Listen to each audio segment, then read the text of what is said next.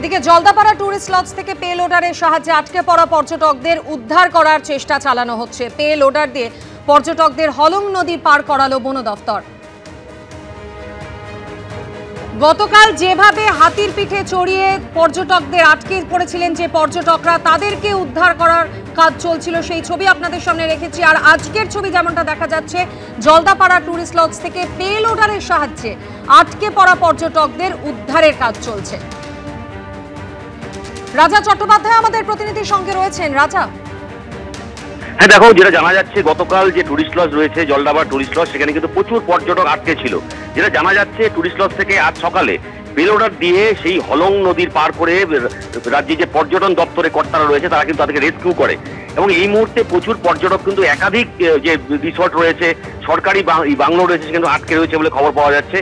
সকালে এক মহিলা পুরুষ পর্যটকের সঙ্গে পেলোডার দিয়ে নিরাপদ স্থানে তাদেরকে পাঠানো হয়।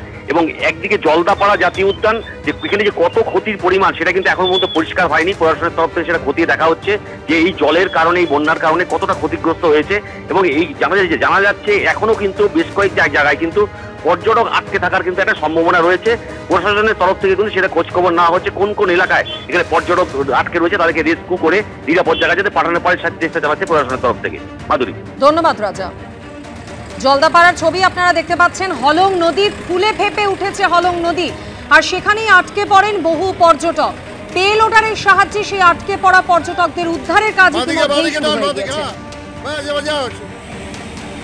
গতকাল আপনাদের দেখিয়েছিলাম। আটকে পড়া পর্যটকদের হাতির পিঠে চড়িয়ে উদ্ধার করার কাজ করা হচ্ছিল, আর আজ সেখানে নিয়ে আসা হলো পে লোডার। সকাল থেকেই এভাবে পে লোডারের সাহায্যে হলং নদী পার করা হচ্ছে পর্যটকদের।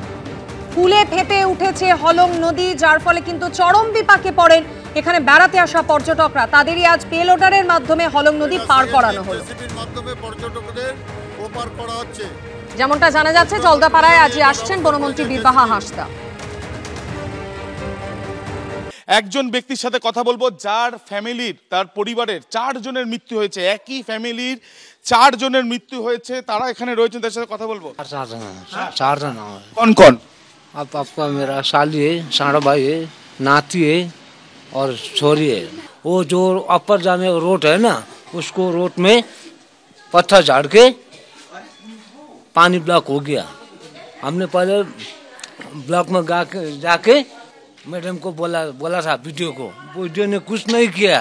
हमको वो वाटर सेफ्टी कर दो, हम बोला था, एप्लीकेशन दिया, तो उन्होंने कुछ नहीं किया। सर आज ऐसा हालत हुआ हमका, या क्या कर कितना चाहती हुआ हमके मत मालूम है सर।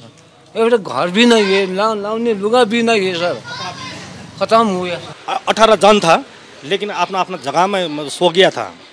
और चार दो एक कमरे में, दो और दूसरे कमरे में सो लिया था। रात में 2 बजे की रात में ना, 2 बजे की रात में अब ऊपर से थोड़ा पत्थर, बारिश, पानी थोड़ा आके घर से आदमी से लेके गया।